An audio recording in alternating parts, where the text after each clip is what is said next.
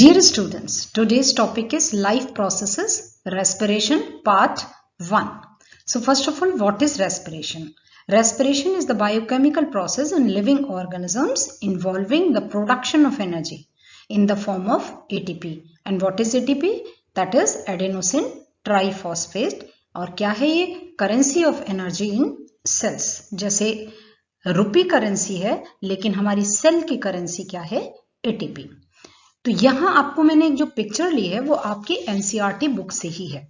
बहुत इस पिक्चर को मैंने मॉडिफाई कर दिया है, इसको ज्यादा इंफॉर्मेटिव बना दिया है. आप अपनी एनसीईआरटी में वो इंफॉर्मेशंस को जरूर से ऐड कर लीजिए.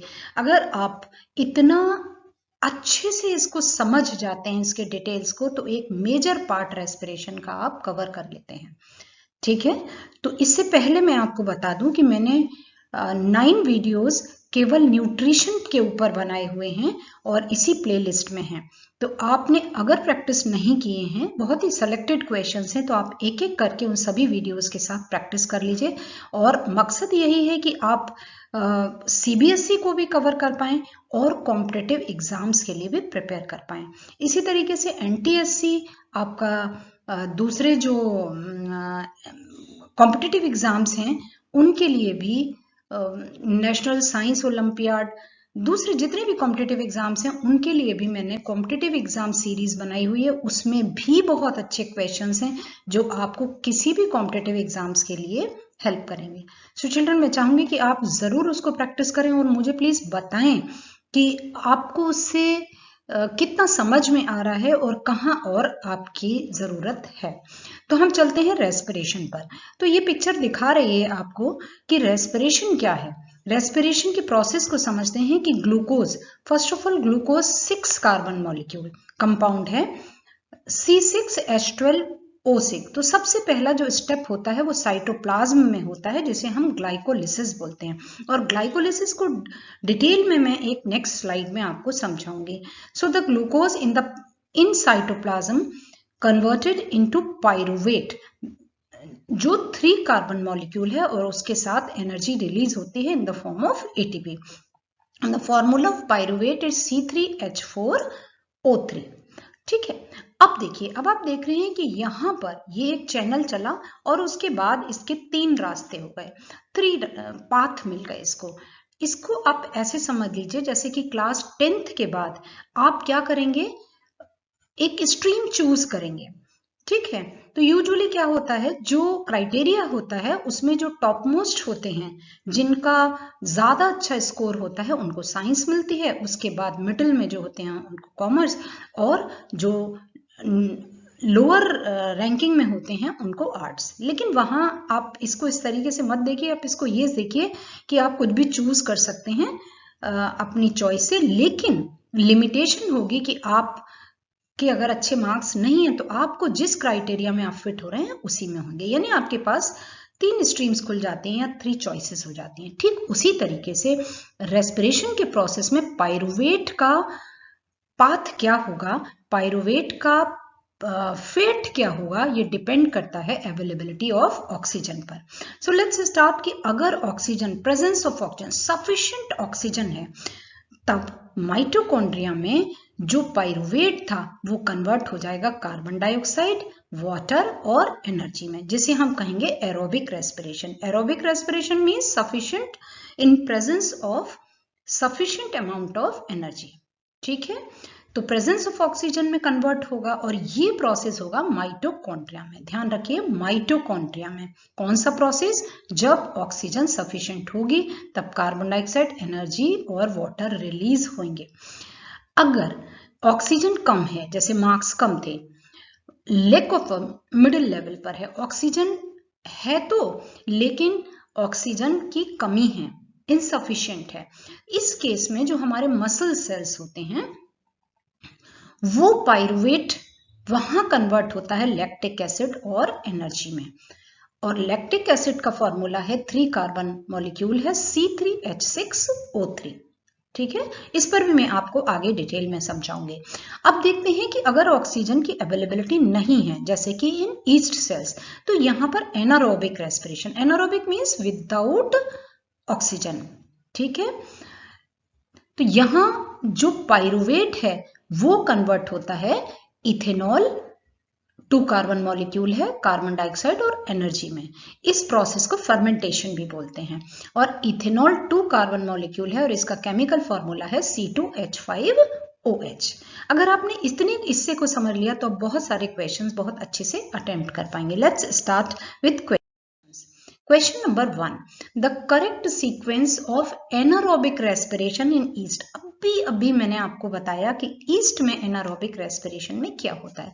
देखिए कुछ देर आप चारों ऑप्शंस पढ़िए अपने आप और फिर बताइए।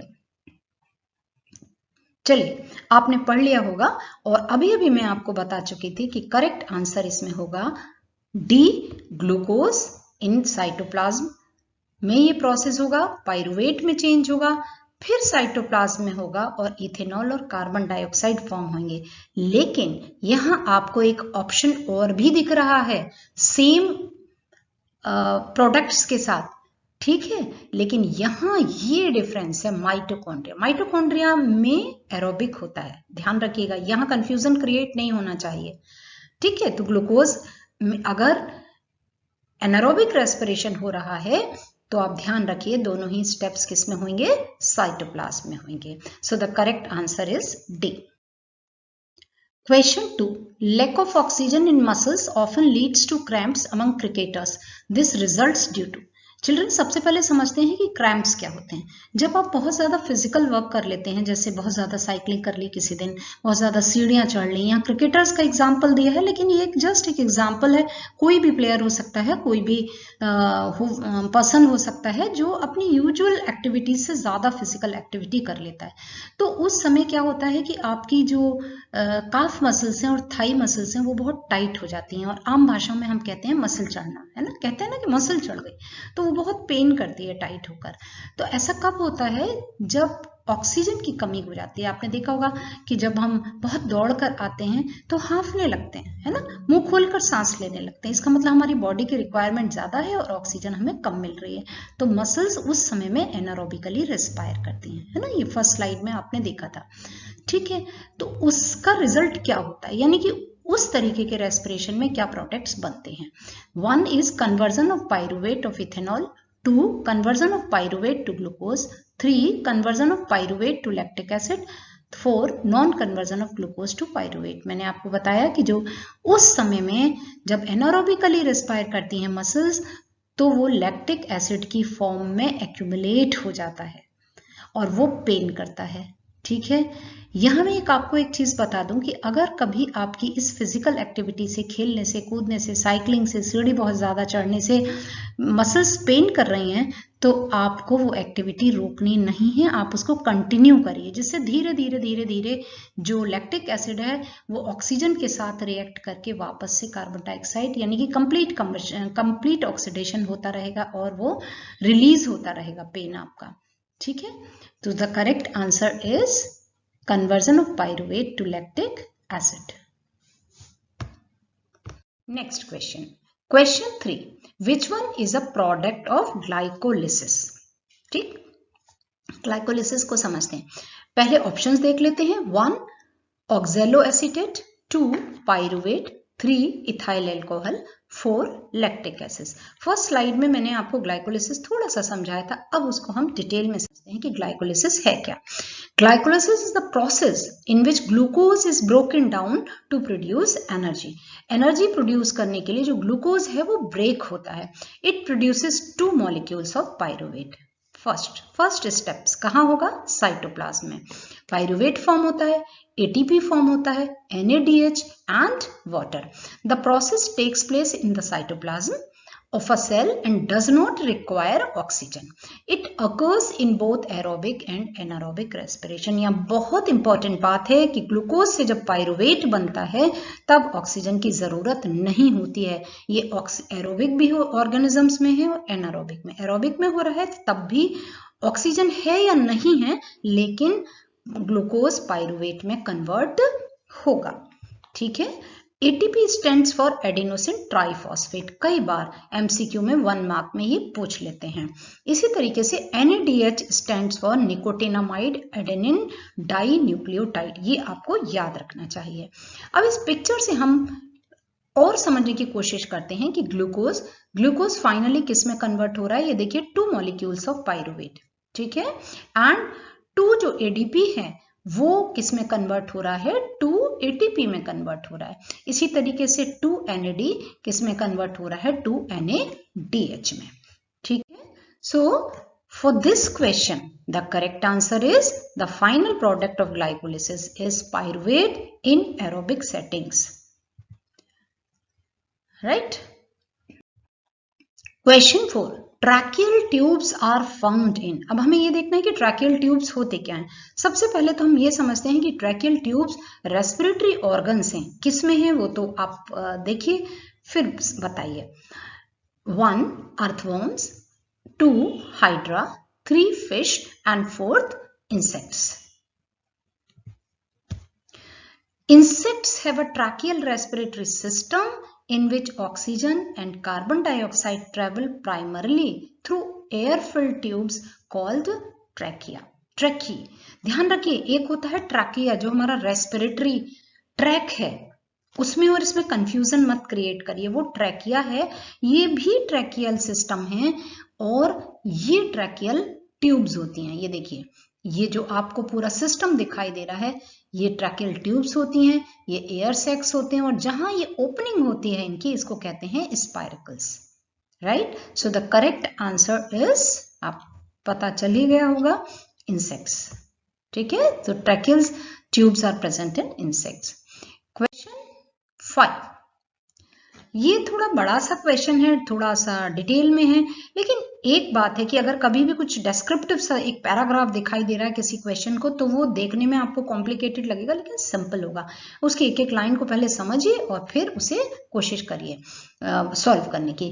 तन्मय took a potted plant and covered one of its leaf entirely with black paper and marked it as X and left the plant in sunlight for 6 hours. ये देखिए, ये X है, ठीक है। इसने एक लीफ को काले कागज से ढक दिया, आगे पीछे से, याद रखिए, आगे से भी और पीछे से भी इसे कवर करना है। कौन सी लीफ है ये, एक्स लीफ है। और 6 घंटे के लिए इसने इसको क्या कर दिया, सनलाइट में रख दिया। सनलाइट का पर्पस आप जानते हैं कि सनलाइट में हम रखेंगे, इसका मतलब हम फोटोसिंथेसिस कराना चाहते हैं। After 6 hours he plucked 3 leaves X, Y and Z. तो एक इसने एक्स यहाँ से तोड़ ली, जेड निकाल ली और वाई निकाल ली। जेड और वाई नॉर्मल है, उनमें अभी तक कोई बदलाव नहीं किया गया है। He immersed leaves X and Z immediately in water but smeared leaf Y with petroleum jelly prior to immersion. यहां अब हमारा क्वेश्चन स्टार्ट होता है कि एक्स लीफ को और जेड लीफ को उसने तोड़ा और इमीडिएटली पानी में डाल दिया, ठीक है। लेकिन वाई लीफ को पानी में डालने से पहले उसने क्या किया कि उसके ऊपर पेट्रोलियम जेली लगा दी। तो अब डेफिनेटली आपका जो क्वेश्चन है वो कहां से निकलने वाला है, इसी एरिया से, क्योंकि यही कुछ डिफरेंट किया हुआ है। ऐसे केस स्टडी बेस्ड क्वेश्चंस भी होते हैं, तो आपको क्लू पकड़ना है कि कहां से क्वेश्चन फ्रेम होगा और उसका आंसर क्या होगा। अब देखिए ऑब्जर्वेशन क्या है, जब ये एक्शन हो गया कि तीनों पत्तियों को पानी में डाल दिया लेकिन डिफरेंट तरीके से, bubbles were seen on the surfaces of leaves X, Z and not on leaf Y. तो लीफ की सरफेस से बबल्स निकलने शुरू हो गए, एक्स से भी शुरू हो गए और जेड से भी शुरू हो गए, लेकिन वाई से शुरू नहीं हुए, ठीक है। अब देखिए रीजन पूछ रहे हैं। Number 1, bubbles on leaf Z are of oxygen produced in photosynthesis. ये जेड देखिए, ये ओपन सनलाइट में था, कवर्ड नहीं था, तो डेफिनेटली इसमें क्या होना चाहिए, फोटोसिंथेसिस होना चाहिए। तो ये जो स्टेटमेंट है वो आपका बिल्कुल सही है। मैं साथ साथ उसको स्टेटमेंट को आपको क्लैरिफाई कर रही हूँ। Number 2, bubbles on leaf X are of carbon dioxide produced in respiration. बहुत इंपॉर्टेंट बात, जो लीफ एक्स है वो क्योंकि कवर्ड थी और रेस्पिरेशन प्रोसेस तो 24 आवर्स चलेगा, लेकिन फोटोसिंथेसिस सनलाइट में हो रहा है। तो यहां पर क्या है कि फोटोसिंथेसिस तो नहीं हो रहा, लेकिन कार्बन डाइऑक्साइड रिलीज हो रही है थ्रू रेस्पिरेशन, आप समझ रहे हो मेरी बात को?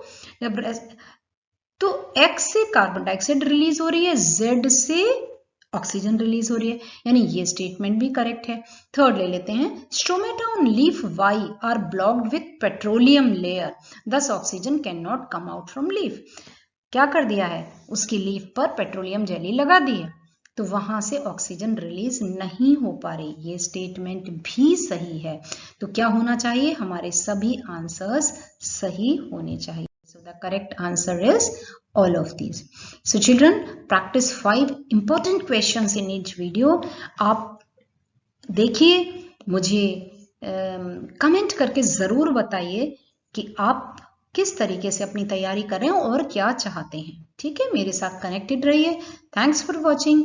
Don't forget to like, share and subscribe and comment please. Bye bye, फिर मिलते हैं।